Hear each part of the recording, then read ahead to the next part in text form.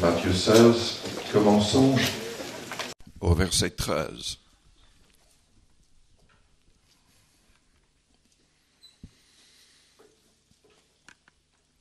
Jésus étant arrivé dans le territoire de Césarée de Philippe, demanda à ses disciples, « Qui suis-je au dire des hommes?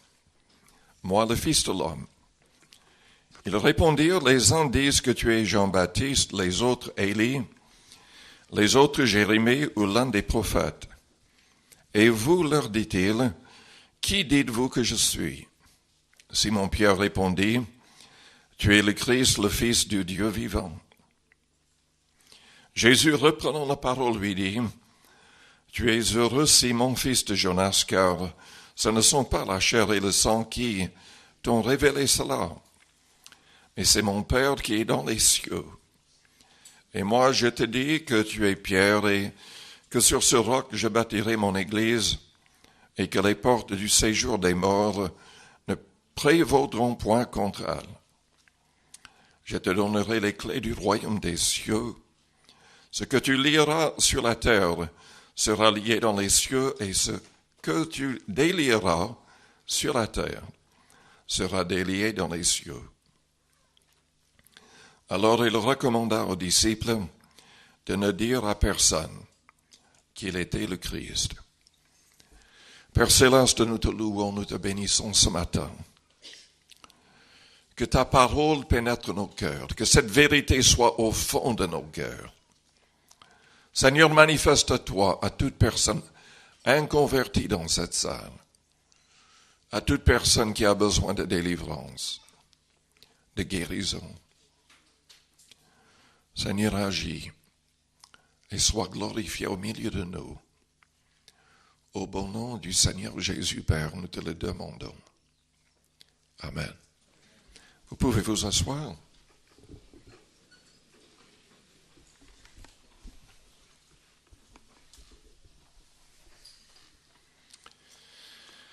Avant de commencer le message, je voudrais faire quelques remarques par rapport à ce passage que nous venons de lire. L'Église n'est pas bâtie sur l'apôtre Pierre. L'Église catholique se sert de ce passage pour dire que l'Église est bâtie sur Pierre et sur la succession de papes. Pierre n'était pas un pape. D'ailleurs, il n'y avait pas de pape avant au moins le IIIe siècle.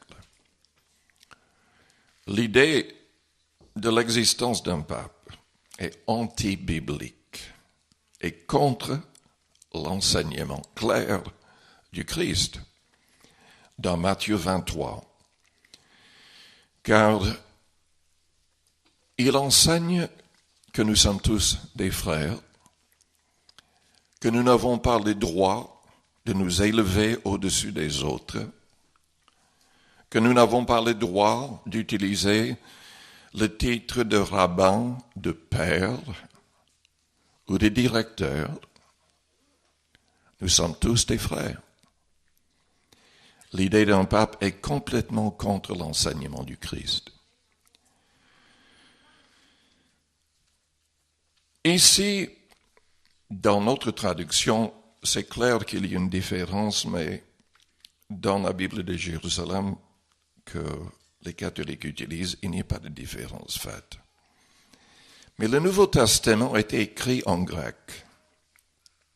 Et Jésus-Christ a dit clairement à Pierre, « Tu es Pétros, une petite pierre. Mais sur ce Pétra, le rocher ou le roc, je bâtirai mon église. » Ce rocher, c'est le Christ lui-même, mais surtout notre confession de foi dans le Seigneur. Pierre venait de dire, « Tu es le Christ, le Fils du Dieu vivant. » Dans 1 Jean, au chapitre 4 et 5, c'est souligné que Jésus-Christ est le Fils unique de Dieu. Et pour avoir une relation avec le Père Céleste, nous devons déclarer cela publiquement, qu'il est le Christ et le Fils de Dieu. Évidemment, ça va empêcher les musulmans d'aller au ciel. Ça va empêcher les témoins de Jéhovah et les mormons d'aller au ciel. Parce qu'ils n'acceptent pas Jésus-Christ comme étant le Fils unique de Dieu. Pour les uns, il n'était qu'un homme, pour les autres, un ange. Mais la Bible déclare que Jésus-Christ est un avec le Père. Il est tellement un avec le Père céleste qu'il a dit à Thomas ou à Philippe, « Si tu m'as vu, tu as vu le Père. » Il est le côté visible du Père qui est invisible. Selon Hébreux, chapitre 1er, il est l'empreinte exacte du Père. Et c'est par lui que le Père a créé toutes choses. Tout a été créé pour lui, par lui, et par lui tout subsiste, selon Colossiens au chapitre 2.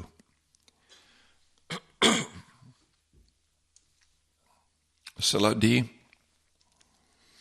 commençons le message. Enfin, peut-être que je devrais ajouter, dans ces lettres, les lettres de l'apôtre Pierre, il a dit clairement que la fondation de l'Église, la pierre angulaire, était Jésus-Christ lui-même. Et il a dit que lui et nous, tous les croyants, sont des pierres vivantes. Et nous formons ensemble la vraie Église de Jésus-Christ. Pour faire partie de cette Église, nous devons naître de nouveau. Nous devons recevoir l'Esprit du Christ en nous. Dieu n'a pas besoin d'un bâtiment, d'un temple, d'une église, d'un bâtiment appelé église. La vraie église, le mot en grec, ecclésia, signifie une assemblée de personnes. Nous faisons partie d'un mouvement de Pentecôte qui s'appelle les Assemblées de Dieu. C'est le plus grand mouvement de Pentecôte dans le monde. Nous avons plus de 50 millions de membres dans nos églises. Uniquement dans les assemblées de Dieu. On utilise le mot assemblée parce que le vrai sens du mot église est assemblée en grec. Je devrais vous dire quand même qu'il y a beaucoup d'églises indépendantes et d'autres mouvements de Pentecôte. Il y a actuellement 500 millions de personnes qui parlent en langue, miraculeusement, exactement comme les apôtres l'ont fait dans la chambre haute. Donc nous ne sommes pas seuls, loin de là. Mais l'Église est bâtie sur cette confession de foi. Vous ne pouvez pas faire partie de son Église si vous ne croyez pas qu'il est le Christ, le Fils du Dieu vivant. Si vous ne le déclarez pas devant les hommes, vous ne faites pas partie de son Église. Cela dit, qu'est-ce que le Seigneur veut de son Église? Qu'est-ce qu'il veut de nous, les membres de son Église? Tout d'abord, je peux vous dire, selon Éphésiens 5, qu'il veut une Église libre du pouvoir du péché. Et je vous demande, est-ce que vous êtes libre? Ou est-ce que vous êtes esclave d'une habitude mauvaise? Est-ce que vous êtes toujours lié par le mal? Dans nos vies et dans nos cœurs, nous devons être libres.